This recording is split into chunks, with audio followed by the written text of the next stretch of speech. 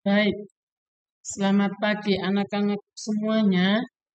Pada pagi hari ini kita akan sama-sama melanjutkan pembelajaran kita tema 1, subtema 3 dengan judul bersyukur atas keberagaman. Ya, kita selalu mengingat bahwa bangsa Indonesia ini terdiri dari banyak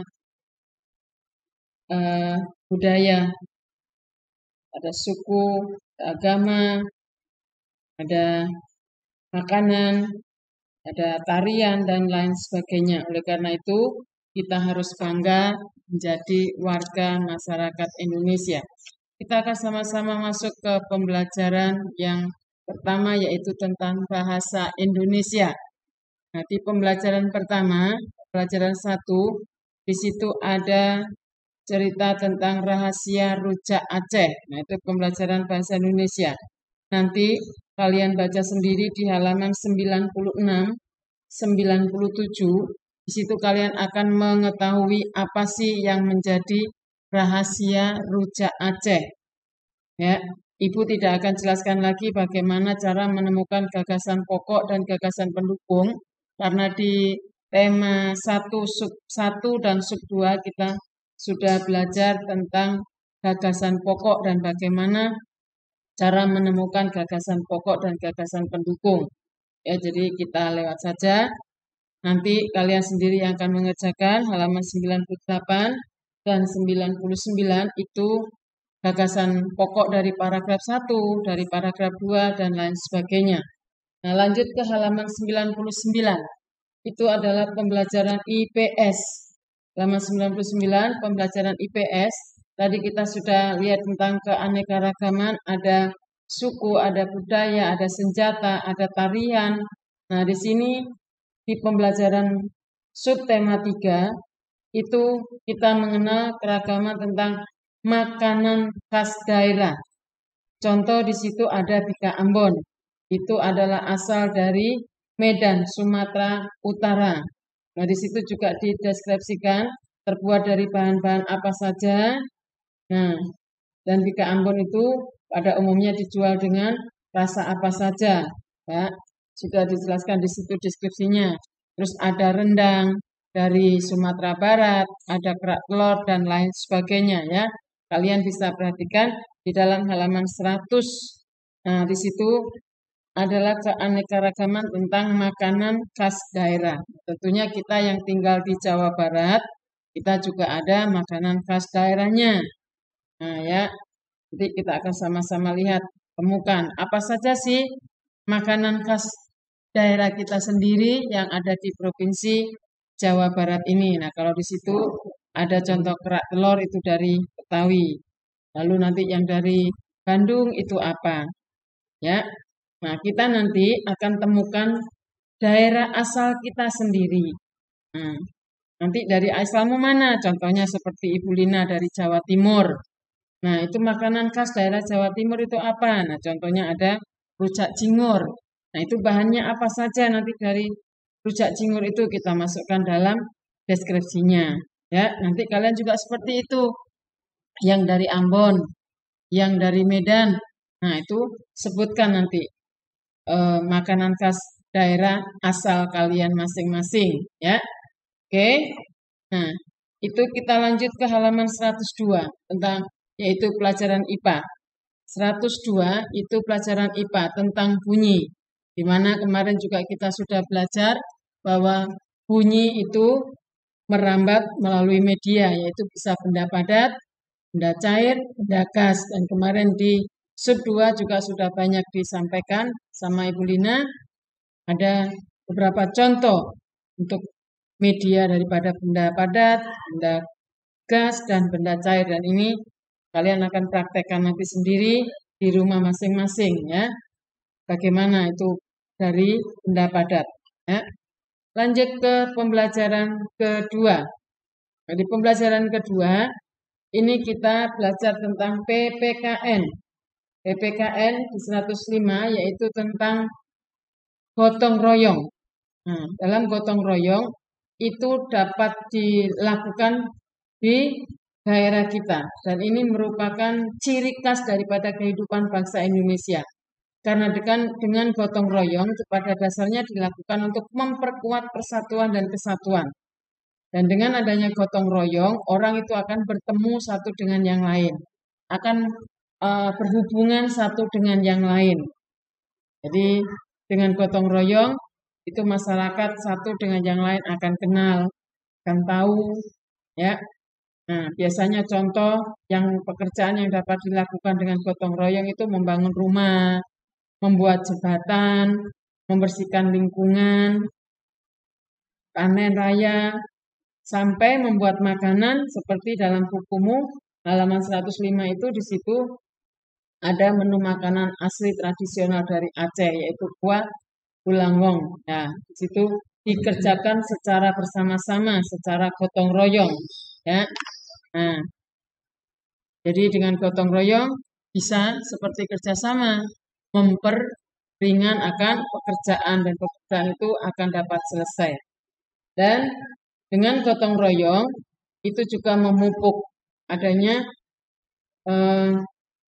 kesatuan yang utuh seperti adanya Pancasila.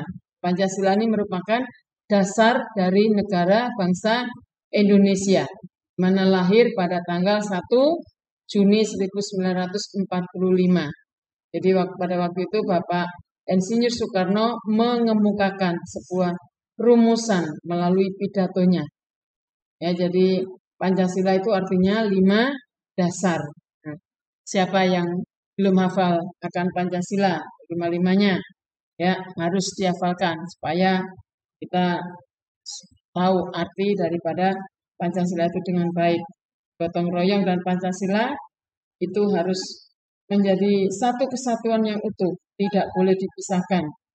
Karena ini merupakan pemikiran daripada Bapak Insinyur Soekarno tentang cita-citanya untuk mewujudkan sebuah bangsa yang menjadikan gotong royong itu sebagai jati diri daripada bangsa Indonesia. Nah, selanjutnya itu pembelajaran SPDP. Yang aktif melakukan itu adalah SPDP. Nanti kalian belajar tentang menari, bagaimana gerak satu tarian. Boleh satu tarian khas daerahmu sendiri, tapi di dalam buku cetak kalian itu adalah berarti tarian Bungong Jempa. Ya, dari tema 1, tema 2 kita belajar di situ bagaimana pola lantainya. Selanjutnya di pembelajaran ketiga adalah pembelajaran bahasa Indonesia. Nah, di sini pembelajaran bahasa Indonesia tetap belajar tentang cerita bagaimana ada dalam karangan itu terdiri dari beberapa paragraf dan ada gagasan pokok, ada gagasan pendukung, ya. Nah, tapi dalam hal itu diceritakan di sini dalam halaman 108 tentang pembelajaran bahasa Indonesia ini mengangkut keberagaman tentang upacara adat atau budaya masyarakat yang khas di daerah tempat tinggal kita sendiri. Tapi dalam buku cetak kalian di situ adalah merupakan tradisi yang seringkali dilakukan oleh masyarakat Nias, yaitu di Kabupaten Nias Selatan, yaitu lompat lompat batu. Nah, ada beberapa contoh upacara adat yang ada di daerah kita sendiri di Jawa Barat, yaitu pesta laut, ngalaksa, ruatan bumi, ngalungsur pusaka atau ngunjung. Nah, itu beberapa contoh upacara adat yang ada di daerah Jawa Barat. Nah, nanti kalian isi dalam kolom halaman 109 ada paragraf 1 misalnya. Lalu gagasan pokok di paragraf 1 apa? Gagasan pendukung di paragraf 1 apa, ya? Di sini tidak berikan jawaban karena kalian sudah bisa sendiri untuk menentukan gagasan pokok dan gagasan pendukung. Lalu di halaman 109 gemar membaca, di sini kembali kita belajar tentang IPA. Nah, di sini kita melanjutkan tentang bunyi, itu bisa merambat. Nah, sekarang bunyi itu dapat memantulkan juga jika mengenai benda padat dan keras seperti tembok, batu, kayu, besi, seng, dan kaca. Karena sifat daripada bunyi ini dapat menimbulkan gaung dan gema. Nah, sekarang apa yang dimaksud dengan gema? Gema adalah bunyi pantul yang terdengar lengkap setelah bunyi asli. Contohnya, ketika kamu berteriak di pegunungan bertebing, akan terdengar gema dari suaramu. Nah, gaung adalah bunyi pantul yang terdengar hanya sebagian atau tidak jelas dan bersamaan dengan bunyi asli. Di saat apa contohnya? Saat kita berteriak di dalam ruang kosong, sesaat kemudian akan terdengar gaung dari suaramu. Nah, gaung ini sering juga disebut dengan kerdang. Makanya kalau kamu pergi ke tempat gedung-gedung yang besar, contohnya seperti gedung bioskop, nah di sana ada gedungnya ditempelin dengan karpet.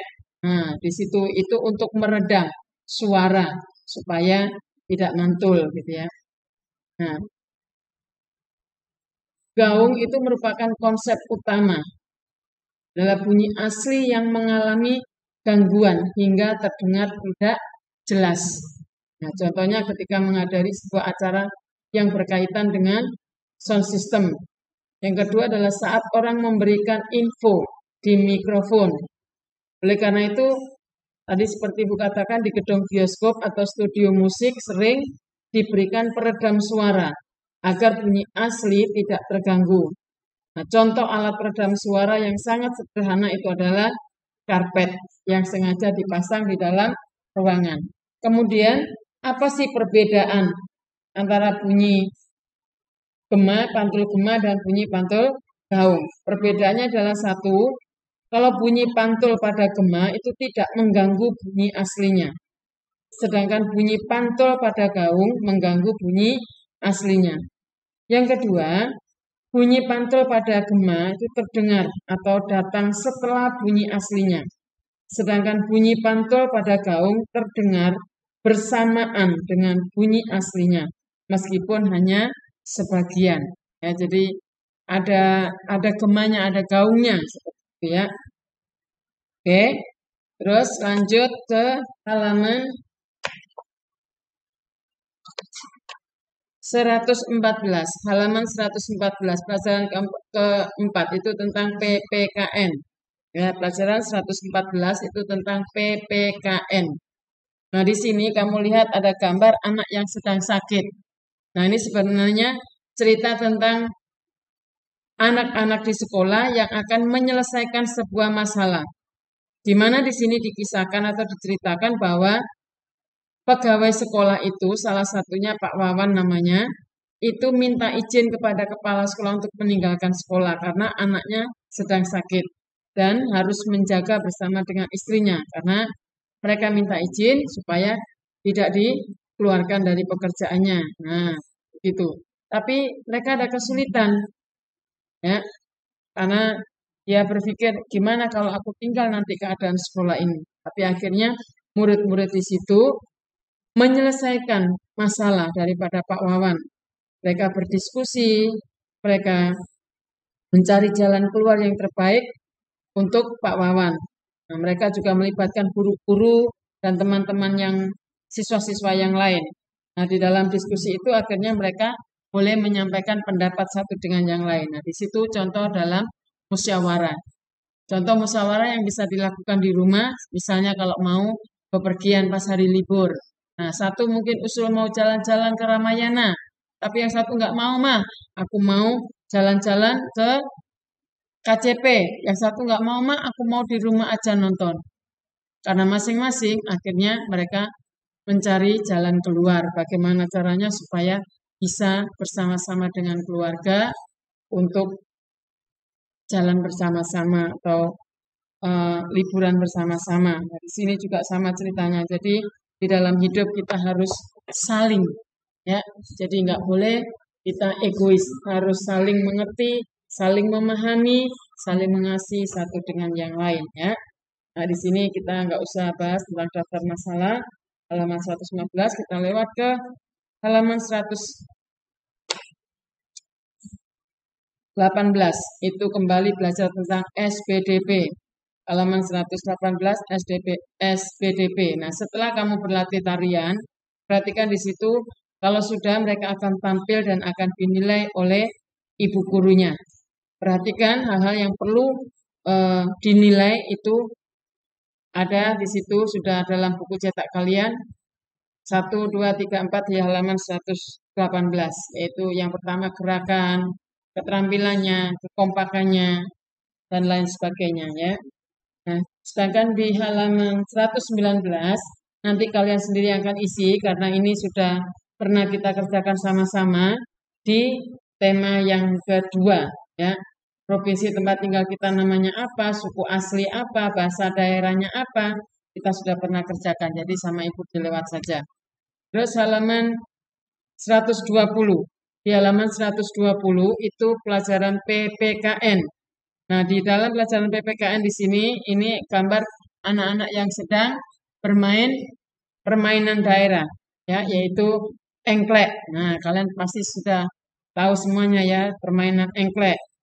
Nah, di dalam permainan itu juga bisa menimbulkan rasa kerja bakti atau sikap gotong royong. Seperti bermain voli, bermain sepak bola, itu perlu adanya gotong royong atau kerjasama. Kalau tidak, nanti bola yang satu itu menjadi rebutan. Tetapi karena ada kerjasama, ada gotong royong, ada saling, maka mereka bisa dalam satu tim bisa bermain voli bersama-sama, bisa bermain sepak bola bersama-sama. Nah, seperti permainan engklek ini, ya. Itu terus ke halaman 123. Nah, di halaman 123 ini belajar tentang bahasa Indonesia. Nah, dalam bahasa Indonesia di tema 1 yang sub kedua juga kita sudah belajar tentang meringkas. Nah, di sini kita akan punya tugas untuk belajar meringkas dengan bahasa sendiri. Berikan di situ di contoh adalah gambarnya ada wedang jahe ya. Nah, nanti ibu minta kamu membuat menu makanan khas daerah masing-masing. Lalu ringkas. Jadi bahannya apa? Terus cara membuatnya apa? Ya, bagaimana cara membuatnya? Terus bahan-bahannya apa saja? Nah, di situ nanti kalian tuliskan menjadi bentuk cerita, tapi secara ringkas. Oke, tulis.